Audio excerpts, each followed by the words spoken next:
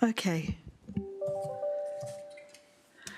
Good afternoon, everyone, and welcome to the first Cabinet meeting of the new administration of Monmouthshire County Council. I'm delighted to welcome you all.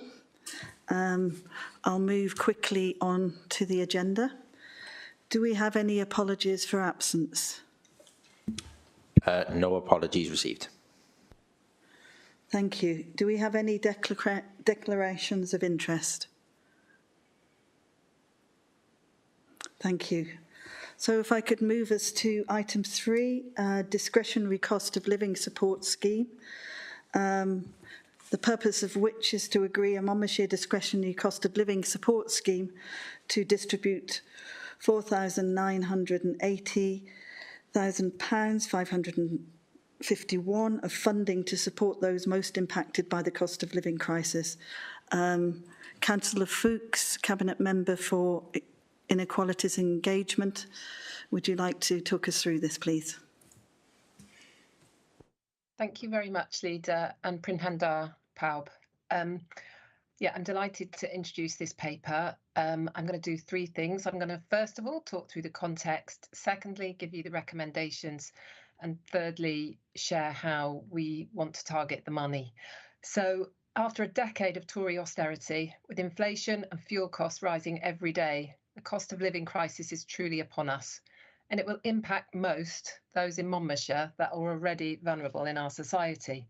For example, those families in receipt of free school meals, those on universal credit, in work and not in work, care leavers and disabled people, to name but a few.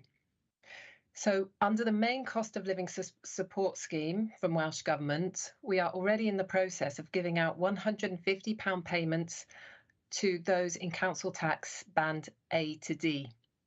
But we're incredibly grateful to Welsh Government for also allocating us just under £500,000 under the discretionary cost of living support scheme, which enables us to make direct payments of £150 and other payments to those that need it most.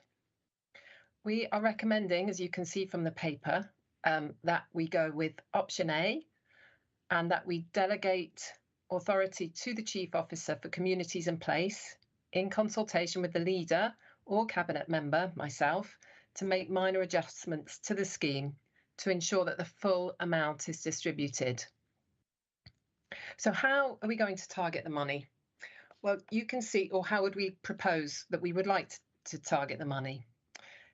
You can see under 3.2.2 in the paper that we've got some suggestions there for where we would like this money to be targeted. And we as a council have the ability to target that money within a given set of certain criteria. So working closely with the brilliant officer Jude Langdon, we have come up with a package of measures which we think strike the right balance between direct payments and longer term support to build community resilience, which is also extremely important. But the direct payments are there to help those who we think could move into crisis situations if we don't act now. So the package under option A means that 75% of those payments of the just under £500,000 will go directly to those that need it most. Those are the recommendations A1 to A12, and they include disabled people. They include under 18s living alone. They include families in receipt of free school meals and households in temporary accommodation. And you can see all those listed there, all the different categories. So we've worked hard with the Revenue and Benefits team, as well as the Tackling Poverty team, to identify those cohorts that you can identify already via DWP data. We're also delighted that within this allocation, we can put £114,000 to the discretionary housing payment pot. This is an extremely important intervention, as I'm sure many of you know, because it can ensure that people can stay in their accommodation rather than have to leave it, thereby becoming homeless and uprooted. This can also have severe mental health effects and affect children and their education, of course, if they have to move house. Not to mention the longer term cost to MCC of finding new accommodation.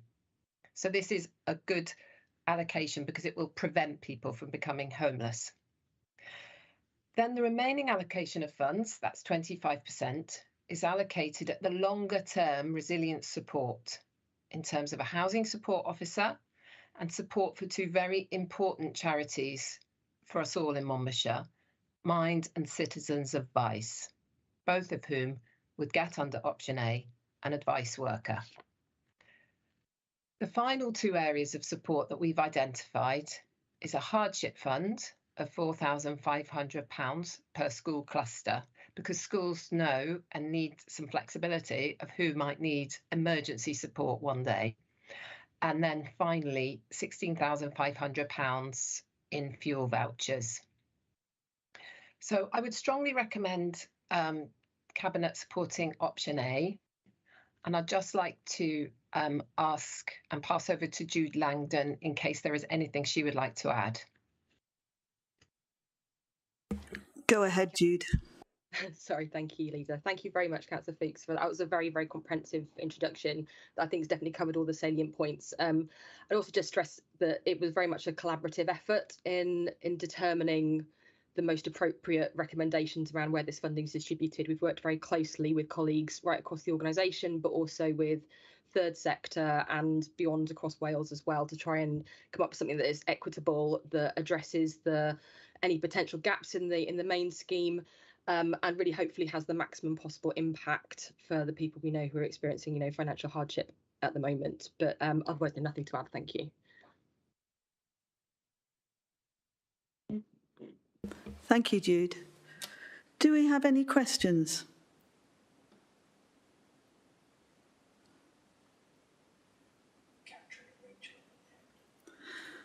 Thank you.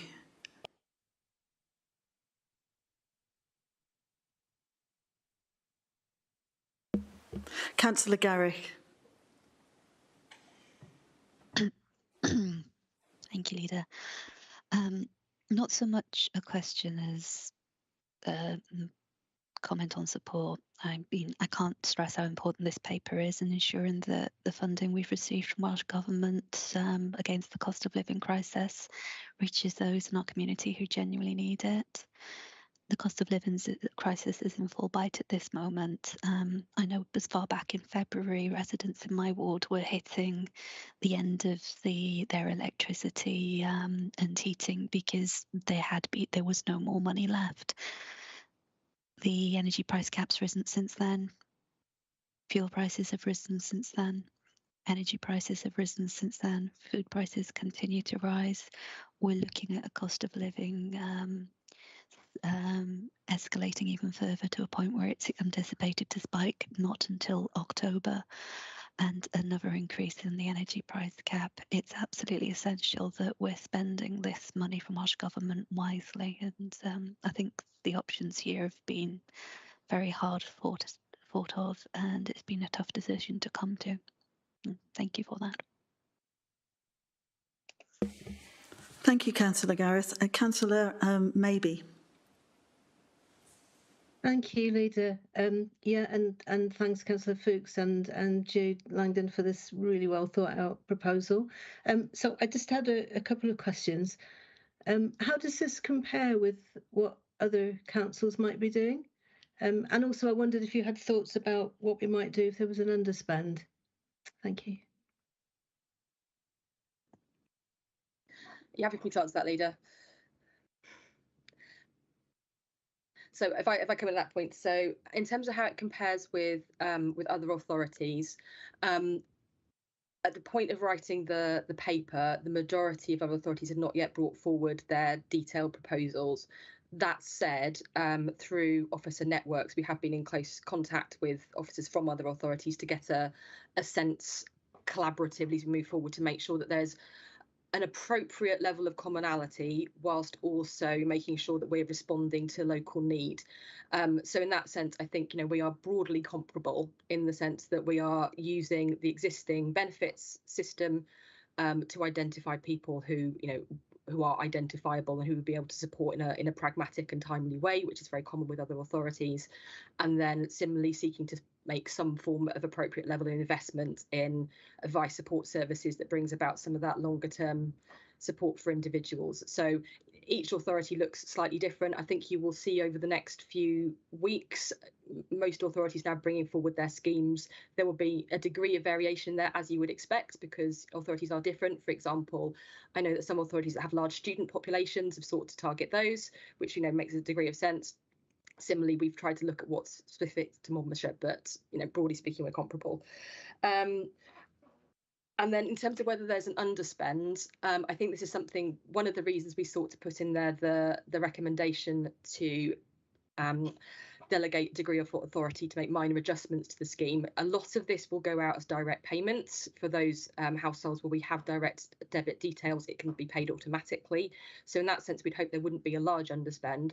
However, it's possible there might be some. Similarly, when we reach the 30th of September, the main scheme, the £150 payments to council tax bands A to D, will reach a point of reconciliation, and where there's underspend in that scheme, again, you wouldn't expect a large underspend, but there will likely be some.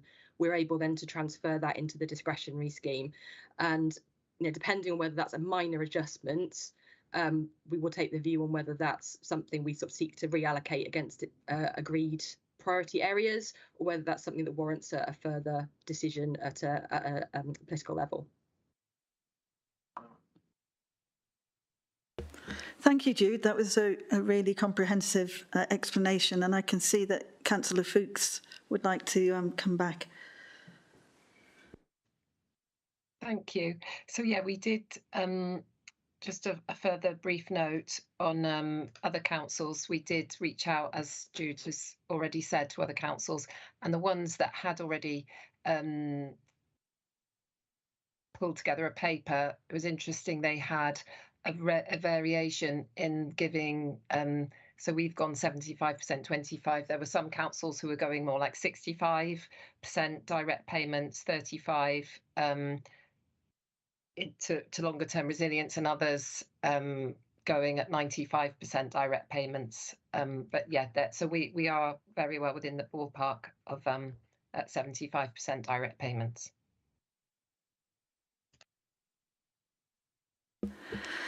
Councillor Taylor, you'll know from existing protocols that I was expecting a written question from you 24 hours beforehand. I don't appear to have received one. Is that correct, Councillor Taylor? Sorry, I didn't know what protocols. I mean, I presume the new administration will make its own deliberations. But am I to take it from this? You're not happy to take a question? No, you're not, Councillor Taylor. I was just checking I hadn't mislaid or not seen your email. I'm prepared. No, I haven't put anything in Brocklesby, sorry. That's fine, Councillor Taylor. I'm prepared in this instance. As a new administration, we're reviewing protocols as we go forward. At this time, we remained with the satisfactory protocols held by our previous administration. But on this instance, I will extend discretion and allow you to ask a question. Thank you very much. So just two questions, really, if I may. I couldn't see any clarification on this in the report. Am I to take it that this is for a 12-month period, this grant? So that's sort of kind of question one. Following on from that, given that, as Councillor Garrick mentioned, the cost of living crisis isn't expected to hit in its full kind of full enormity until very much into the autumn. I wondered if there was any indication that there may be any future allocations, because one assumes that what one could achieve in a 12-month allocation when we're already obviously in June is actually quite constrained. That's the first couple of questions. And then secondly, I note that Councillor Fuchs mentioned a couple of times disabled people would benefit. And I note in A2 there's a suggestion or a recommendation that people with severe mental impairment will be able to access some of the discretionary support. But obviously, severe mental impairment is rather different to severe physical impairment. And I wanted to clarify that that isn't included because clearly there are additional costs associated with those who have severe physical impairment as well as those who have severe mental impairment. Thank you, and thank you for taking the questions. Thank you, Councillor Taylor, for your 3 questions. I will hand it over to Councillor Fuchs to respond. I think I think Judith Langdon is going to start the response around the timings. Thank you, Councillor. So as regards the timing of the scheme, this has been a bit of a live issue as we've been developing the paper. The original guidance was, well, not guidance, requirement was for the spend to be complete by the 30th of September. However, there was some live discussion around that topic, and that's since been extended since the original paper was drafted. However, the intention is still for all £150 payments to be made, certainly through the main scheme, to be complete by the 30th of September, which then allows that reconciliation to see how much we can move into the discretionary scheme. But the full scheme has to be complete by 31st of March. So it's the financial year. And then in terms of the mental impairment and physical disability, you'll see that A8 is the recommendation around those with physical disabilities. So they are separate categories for the benefit system, but they are both included. I hope that answers the point.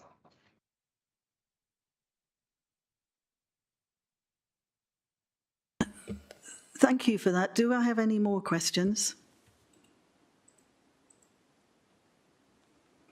In that case, there is a question I'd like to ask.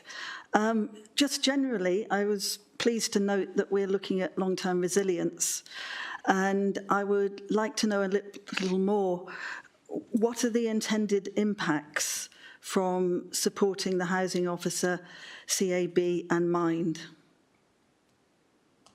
Over to either Jude or Councillor Fuchs to answer that one. Shall I come in there, Leader, if that's okay? So in terms of the impact, I mean, I think there's one example included in the paper which gives a sense of that. I think we'd see support around advice, guidance, assistance is a form of investment. So the example in the paper is there's a welfare rights advisor that is partly funded through our funding from Mind, who for a £28,000 investment has worked with 75 individuals, and through doing that has supported them to claim or maintain nearly £750,000 in benefits. Now, there are £15 billion unclaimed benefits across the UK. So there is a real need to make sure that the first thing that's happening is that people are connected to the support that is already available to them. So part of that is around awareness raising, but we also know that the systems can be fragmented, they can be complex, and can be difficult to navigate at a point when you have either perhaps you are entirely new to that system and perhaps entirely new to needing support, or indeed if you are under a period of financial and by extension emotional strain, that we know certainly from our evaluations with our own housing support function that the clients that they support hugely value the expertise, but also the human face of somebody who will guide them through that system, will use their expertise to maximise their income then for the medium term, and also just provide that emotional support along the way. So we do know from experience, both with our own support services and those who work with partners, that those are hugely valued services that are under a lot of strain at the moment. So just to give you one figure, the housing support function currently supports 882 clients, which is up from 727 a year ago. So we do know there's a very real need to bolster capacity within that. So I hope this will be a welcome addition to that. Thank you, Jude. That's really useful to know the figures. It's given us a clear sense of how this so clearly complements direct cash payments, which we know from UK-wide evidence is the best way to support people in the short to medium term. deal with the very real and terrible impacts of the cost of living crisis that we're now under. If there's no more questions, I would like to ask you to turn your attention to the recommendations, of which 3 are being made. The first one, to note the basis of the mandatory scheme which is currently being implemented. Do we all agree to that, to noting that? Thank you. Recommendation 2.2, to consider options A and B for the discretionary element of the cost of living support scheme, as detailed within paragraph 3 of the report. You'll see that as a list of tables for those of you joining online, and to approve the recommend option A, which Councillor Fuchs has outlined to us. Do we have agreement and approval on recommendation 2? Yes. Yes. Thank you very much. And the first one is to delegate authority to the Chief Officer for Communities and Place in consultation with the leader and cabinet member, that's Councillor Fuchs, for equalities and engagement, to make minor adjustments to the scheme to ensure the full amount is distributed. And I think from the level of debate that we've had so far, we do have a firm agreement on that one. It's a very dynamic, sadly, in a negative way, situation, and we need to show agility and flexibility in the way we distribute this grant. Thank you very much, colleagues. I'd like us to move us on to item 3. The Welsh Government, right page, I'm there. Item 4, Welsh Church Fund Working Groups.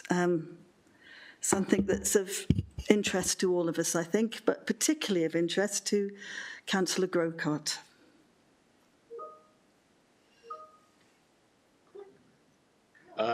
Thank you, Leader. The Welsh Church Fund is an interesting piece of legislation that goes back to the days of Lloyd George, when the Welsh Anglican Church was disestablishment and its wealth shared between the county councils to distribute.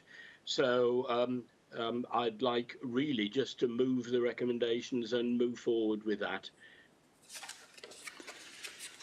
Do we have any questions with regard to this very straightforward item? In which case, I'd like to move to approval. Do we have approval for this?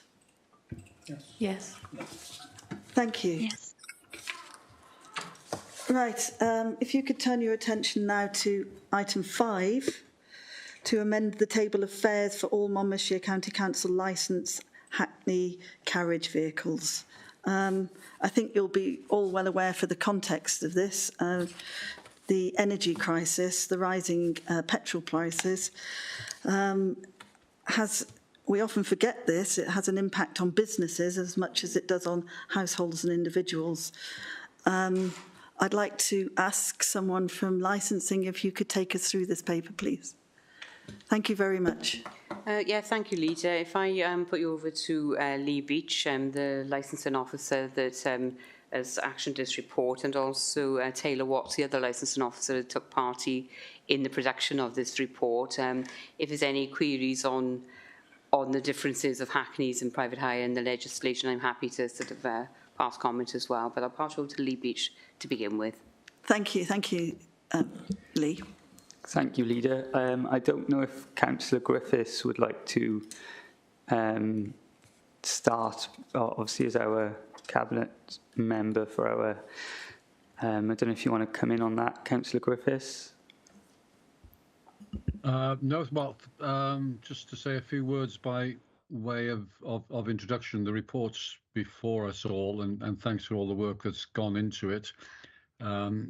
We have discussed it, and the broad situation, which I recommend to the Cabinet, is that there is on average, 35% increase in fares, which is significant and will add to the cost of living on many families. But that needs to be set against the fact that within the last few months, the price of fuel has increased by around 50%, and that it will be causing its own family crises for those who are providing this form of transport.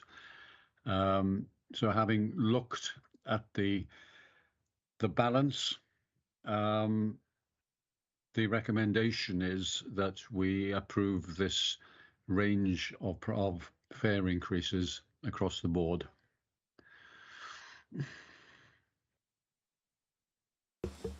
Thank you, Councillor Griffiths. So over to you, Lee. Okay, thank you, Leader. Yes, so the report outlines the reason for it. The last increase in tariff was 2011.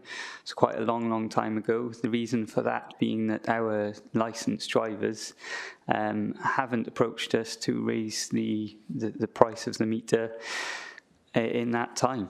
So we didn't see any need to raise the tariff. However, in the last 6 months, I'd say especially, but especially since the turn of this year, it's really been evident by the amount of inquiries we get from licensed drivers and companies over when can we increase it. And obviously the report outlines, as Councillor Griffiths has mentioned, some of the key facts, the fuel, but also cost of living for them, as well as for those who employ drivers as well, the costs of national insurance and things like that.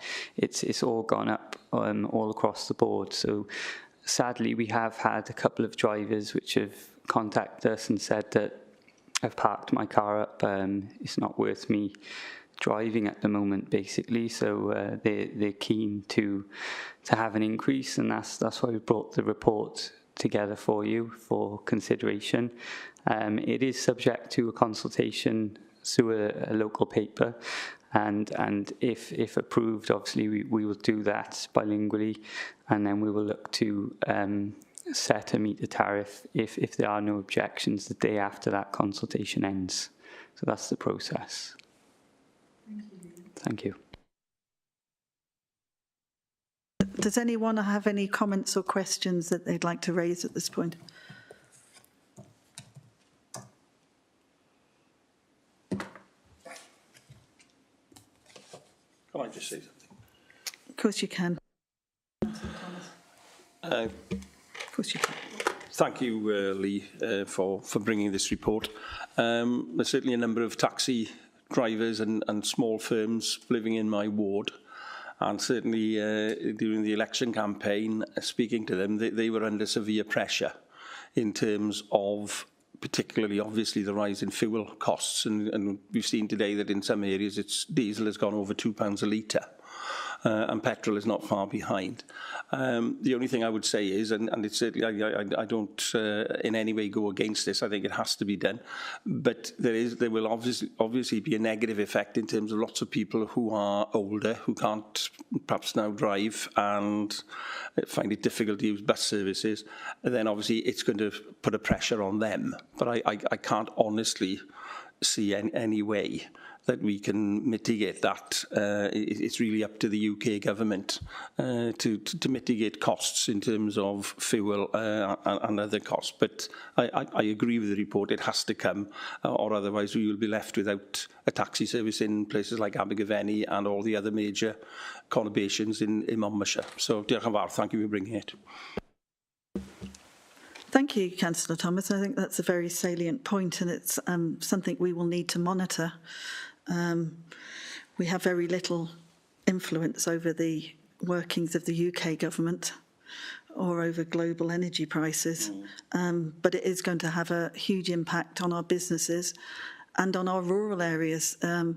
As Councillor Thomas pointed out, it's older people, but it's also people living, well, dealing with the cost of living crisis and falling into poverty, who won't be able to use their own vehicle or don't have one to start with, and have been using taxis for what is everyday needs, like visiting GPs, picking up food, doing childcare for relatives. So I think this is something that we need to monitor. It may be about prices here, but it's also about how it's going to impact on our residents and how it's potentially going to widen the inequality gap that is already too wide in our county. Do we have any, because my computer's just gone, do we have any hands up? I think, Leader, if I can just comment on the concerns that's been raised by Councillor Thomas, really. The tariff is for Hackney carriages, and they can charge a lesser amount on the tariff if they so wish. And then you've got the other element of sort of the taxi trade in effect, which is private hire vehicles. And they are able to charge whatever they feel fit as well, the private hire vehicles. So what would happen is that if the tariff is so restrictive, as you quite mentioned, you know, that it is a knock-on effect to businesses, that what will happen there is they will sort of be pushed out of the market in effect, so there will be a shortfall of vehicles. And I take your point, you know, that it will be monitored. You know, it is constantly monitored, and the trade themselves wouldn't want to sort of charge too much because they'd push themselves out of that service, basically, you know. But it's striking that balance, and it was something that I've actually mentioned because I recognised that within the equalities form, you know, that it will affect passengers. Any rise in fares will affect a passenger, as will like bus fares and train fares. But then, in order for the service to be maintained, you know, then you may have to have that increase, and it's something that will be monitored as well. Thank you for that explanation. We have a question from Linda O'Gorman. That's me. Oh, sorry. Because the hand was still up. And you told me your name, Linda, so I apologise.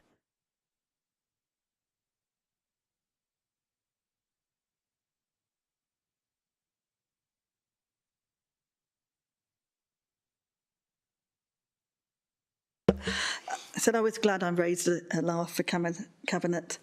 If there's no other questions, really here it's to note the report. And do we all note the report, accept the recommendations within it? I will just, for the record, read out these recommendations. That we approve the new table of fares set out in Appendix C for all Monmouthshire licensed Hackney carriage vehicles, subject to a public notice and the 14-day consultation. We recognise that any objections received during the consultation will result in the matter deferred back to Cabinet in 2 months, as required by the Local Government Miscellaneous Provisions Act 1976.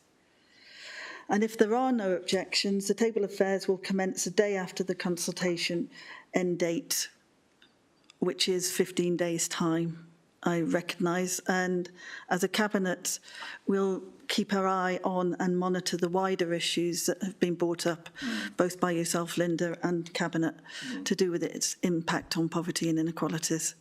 But thank you. That brings us to the end of the agenda. This is probably going to be the fastest Cabinet meeting that we've ever had over the next 5 years. I thank you all for coming, and I'd like to extend a special thanks to all the officers, and those officers particularly who have prepared these reports for us. They were very clear, very useful, and have helped with our deliberations. So thank you very much. I'd also like to say, in terms of the discretionary grant, that it's of huge benefit to our residents, and we need to recognise that the role the Welsh Government has played in allowing this to happen by extending the discretionary grant across the whole of Wales in a way that has not happened in the rest of the UK, and are mindful of the terrible impacts of both UK government policies and laws, and also the cost of living crisis and the energy crisis. And the fact that we have inequality gap that is rising due to 12 years of austerity, which has led us to this place. So I'd just like to put it on note that the Welsh Government has done a huge service to the residents of Monmouthshire in allowing us to go forward with this. Thank you. And at that point, I'd like to end Cabinet meeting, and thank you all for coming. Diolch yn fawr pawb. Hwyl fawr.